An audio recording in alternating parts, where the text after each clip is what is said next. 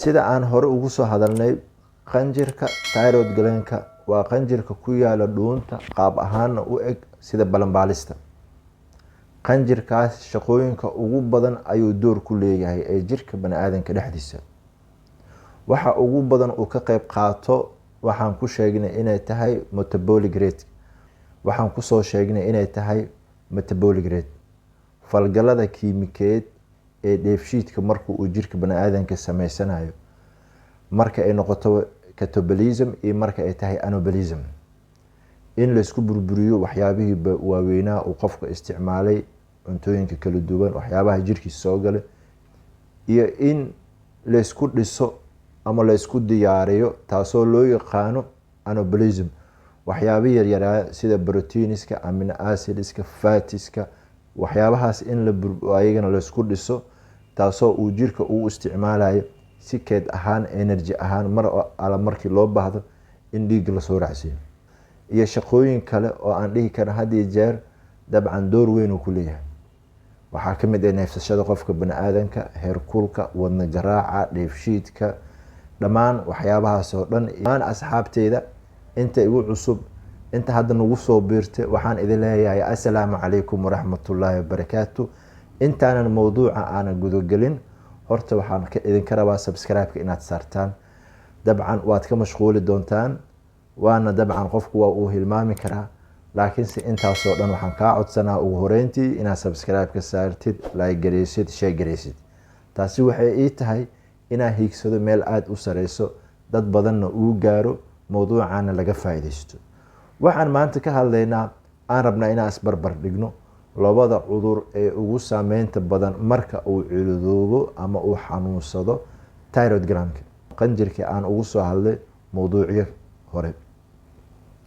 waxaan rabnaa marka labadaas cudur had iyo jeer bulshada dhexdeeda waa lagu arkaa, saameynteeda ayay leeyihiin, waxyeeladeeday leeyihiin. qofka hadduusan wacyi iyo faham uusan ka haysanin, waxaa laga yaabaa inuusan ka kici karin, inuu waxyeeleeyo, dhibaato xoog leh uu gaarsiiyo. haddaba thyroid glandka shaqooyinka uu qabto hore ayaan ugu soo hadalnay, meelaha oo dabcan uu doorka weyn aada ugu leeyahay. si briefly haddaan u dul istaagno, thyroid glandka shaqooyinka ugu badan ee jirka bani'aadanka asagaa ka qayb qaato. wuxuu soo dayaa laba dheecaan aan laga maarmin, waa T3 iyo T4. thyroid glandka waxyaabaha ugu badan uu ka qayb qaato waa metabolic rate, habfalgaleedka kiimikeed ee dheefshiidka marka uu jirka uu sameysanayo. waxaana loo kala qaadaa dabcan anabolism iyo catabolism. shaqooyinkaas badan maadaama uu qabto, thyroidka waa uu dabcan xanuunsan karaa, cilad caafimaad ayaa ku imaan karto. waxaan kusoo sheegnay maadaama uu soo daayay T3 iyo T4, marna waa uu badan karaa, marna waa uu yaraan karaa. tusaale ahaan marka uu bato waxaa loo yaqaanaa hyperthyroidism. waa marka maadada iodine ee T3 iyo T4 ay ka wada sameysan yihiin ee aada u badato, thyroidkana uu soo deynayo xaddi badan, number badan, aada u badan, taasoo levelkeeda uu aada ugu badan yahay, waxyeelo caafimaadna ku keeni karta. iyo marka uu yaraado oo T3 iyo T4 ee jirka ay ku yaraadaan, taasoo la dhihi kara ayadana hypothyroidism, in iodineka maadada jirka ku jirto ee aada u yaraato, uuna shaqeyni waaye thyroidka, shaqadiisana ay yaraato. haddaba waxaan ugu hormaraynaa cudurka loo yaqaano Hashimoto thyroiditis. waa marka ay aada u yaraadaan shaqadii uu qabanayo thyroidka T3 iyo T4. marxaladaas waxaa dhaceyso dabcan in iodinkina uu yaraado. waxaa kaloo sabab noqon karta in uu jirka uu ka dhasho cudurkan hadda aan ka hadlayno oo Hashimoto thyroiditis, in si qaldan unugyada difaaca inay uga hor imaadaan qaabkii uu u shaqeynayay iyo siduu dhacaamada u soo deynayo, kaasoo ay la dagaalsan yihiin in uu yareeyo dhacaamadii uu soo deynayo T3 iyo T4. Hashimoto thyroiditiska waa cudur autoimmune disease, waa cudur la dhihi karo waxa uu jirka uu diidan yahay sida uu u shaqeynayo iyo qaabka uu u shaqeynayo thyroidka. wuxuu isku dayaa cudurkan inuu yareeyo dhacaamadii la soo deynayo T3 iyo T4. qeybaha kala duwan ee difaaca jirka unugyada ayaa waxay soo deynayaan antibody kuwaasoo dabcan ka hor imaanayo sida uu shaqeeyo iyo qaabka uu yahay T3 iyo T4ka. waxaana dhacaysa meeshaas marka inuu yaraado T3 iyo T4ka, in waxyeelo ay soo gaarto qaab ahaan structure-ka uu lahay thyroid-ka. marka uu jirka banaanka soo daaya antibody ka hor imaanayo thyroid gland-ka. thyroid gland-ka waxyeelo ayaa soo gaarayso oo qaab ahaan formula ahaan waxaa isbedelaya unugyadii iyo structure ahaan wuxuu noqonayaa thyroid gland-ka mid destruction ku dhaco oo burbur ku dhaco. halka labadii dhacaan ee maskaxda laga soo deynayo ee hypothalamus-ka iyo pituitary gland-ka uu soo deynayo loo kala yaqaan TRH-ka iyo TSH-ka inay noqonayaan kuwa had iyo jeer aad in loo soo fasaxo kana hor imaan karo diidan inuu shaqadan aad u yareeyo thyroid gland-ka. taasina waa marka uu thyroid gland-ka uu shaqadiisa aad u yareeyo uuna jiro cudurka loo yaqaano autoimmune disease, in dabcan habdifaaca jirka uu si qaldan mar walba ugu hor imaanayo shaqadii uu wada T3-ga iyo T4ka inay aad u yaraanayaan, in dhacaamadii maskaxda laga soo deynayo ee labada dhacaan ay ka qayb qaadanayaan had iyo jeer inay soo fasaxaan ama uu shaqeeyo T3-ga iyo T4ka ayagana inay yihiin kuwa aad u batay. taasoo la dhihi karo physiological feedback ayaa jiro. dabcan labadii xubnood oo maskaxda ku yaala ayagana waxay aad isugu dayayaan inay soo deeyaan dhacaamadaas, halka jirkana uu diidan yahay uu rabo inuu ka hor imaado T3-ga iyo T4ka. dabcan qofka maxaa lagu arkaa marka cudurkan Hashimoto thyroiditis-ka waxa uu leeyahay calaamadihii lagu garanayay hypothyroidism, in qofka lagu arko had iyo jeer wadne garaaciisa inuu aad u yaraado, in neefsashadiisu ay noqoto mid aad u hoos marta, oxygen ku filan badan inuusan qaadan karin, in qofka lagu arko constipated inuu yahay, in caloosha had iyo jeer ay fadhido. waxaa kaloo lagu arkaa qofkaas dry skin, in maqaarkii had iyo jeer uu yahay mid aad dry u ah oo tin u noqdo oo aad khafiif u noqdo, sababtoo ah waxaa aad u sii yaraanaya habdifaacii jireed. waxaa kaloo lagu arkaa waxa loo yaqaano weight gaining, in qofkan dabcan appetite-kana uu ka xiran yahay, metabolism-kiisana uu yaraado, balse ay jirto in miisaankiisa uu saa'ido. taasoo aan ku micneynayno in jirka aysan jirin gubis badan ama falgal kiimikeed aad u tiro badan, balse wuxuu uu cuno oo si toos ah aad u saameynayso miisaankiisa. waxaa kaloo lagu arkaa in qanjirka uu soo kuusto, lana arko in preorbital dhinacan hoose ee aad u soo barartay. baaritaano marka la sameynayo dabcan oo Hashimoto thyroiditis-ka ama qofka markii loogu shaki qabo in hypothyroidism ay jirto, dhacamadiisa waxaa ku badan TSH-ka iyo TRH-ka ee labadii dhacaan ee laga soo deynayo maskaxda, gaar ahaan hypothalamus-ka iyo pituitary gland ayaa levelkooda badan, sababtoo ayaga waxay amrayaan in la sii daayo T3-ga iyo T4ka, halka dabcan jirkana uu si toos ula dagaalayo ula falgalayo qanjirka thyroid gland. taasoo macnaheedu ay ka dhigan tahay in T3-ga iyo T4kuna ay yaraanayaan, maskaxdii dhacaamada laga soo deynayo labada dhacaan oo ka qayb qaadanaya inay badiyin.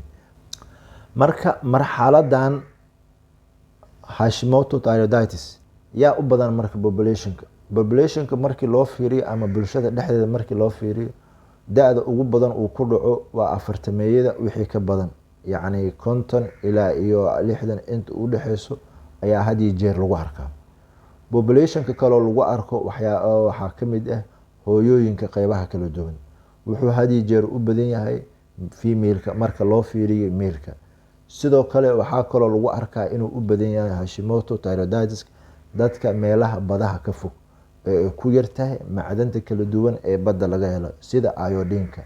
dadka ka imaada dhulka fog oo aan lahayn wax bad ah, jirkooduna aad ugu yaryahay macdanaha kala duwan ee aad ugu baahan yahay. dadkaas had iyo jeer waxay u nugul yihiin inuu ku dhaco thyroid gland-ka, in shaqadiisa had iyo jeer ay noqoto mid aad u yaraato. marka aan ka hadalno dabcan Graves disease, marka uu bato qanjirka thyroid gland-ka in shaqadiisu uu aad u badiyay, waxay ka dhigan tahay ayadana T3-ga iyo T4ku inay jirka aad ugu bateen, level badanna in lagu arko, taasoo waxyeeleyn karta guud ahaan caafimaadka qofka. marka uu bato, saameynta ugu badan imaanayso waxay noqotay in uu jiro iodine-ki aad inuu u batay, ama maadada iodine-ka inay aad ugu badato jirkiisa, iyo in dabcan uu jiro cudurka Graves disease. waa cudur ka imaada habdifaaca qofka uu leeyahay, kaasoo si qaldan ula falgala thyroidka iyo qanjiradii laga soo deynayo dhacaamada thyroidka amra. Marka uu aada u bato in thyroid galaanka dhacaankii uu soo deynayo uu jirka ku bato, waxaan ku sheegnay inay tahay hyperthyroidism, yacni waxaa badanaya labadii dhacaan ee ka qayb qaadanaya dhammaan shaqooyinkii jirka ka socda. marxaladaas waxaan kaga soo hadalnay in iodinkina uu batay, jirku aada ugu batay, ay sababi karto in shaqada thyroidka aada u bato. marxaladaas waxyaabaha ugu badan ee keeni karo bulshadana lagu arko waxaa ka mid ah Graves disease. Graves disease-ka waa cudurada ku imaada habdifaaca jirka in si qaldan ay ugu hor imaadaan shaqooyinka jirka ka socda, gaar ahaan qeybo ka mid ah.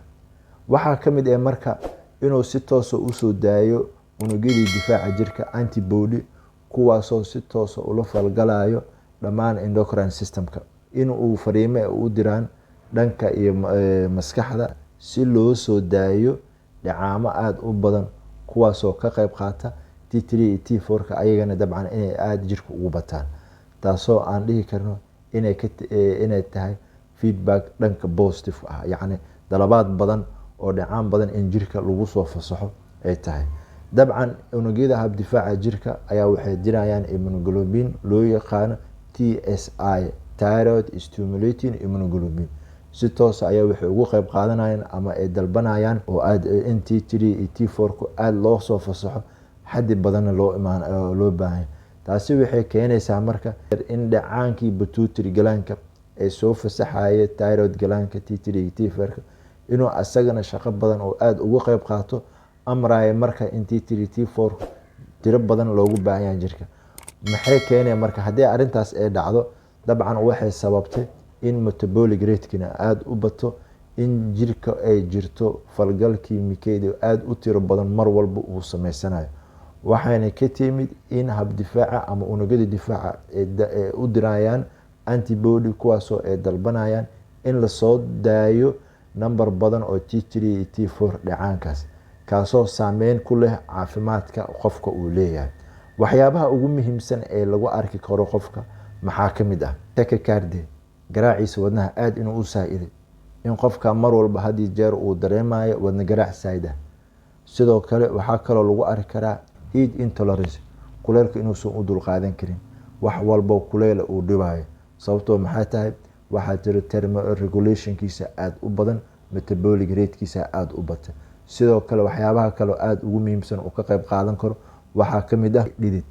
waxaa kaloo lagu arki karo waxaa ka mid ah anxiety, naxdin badan ayaa ku jirta jirkiisa, haddii jeer qofku wuxuu yahay qof neerfisa ah, aada u kacsan neerfiyaashiisa, kaasoo dulqaadkiisana uu aada u yaryahay. sidoo kale waxaa kaloo lagu arkaa shuban mar walba uu sheeganayo.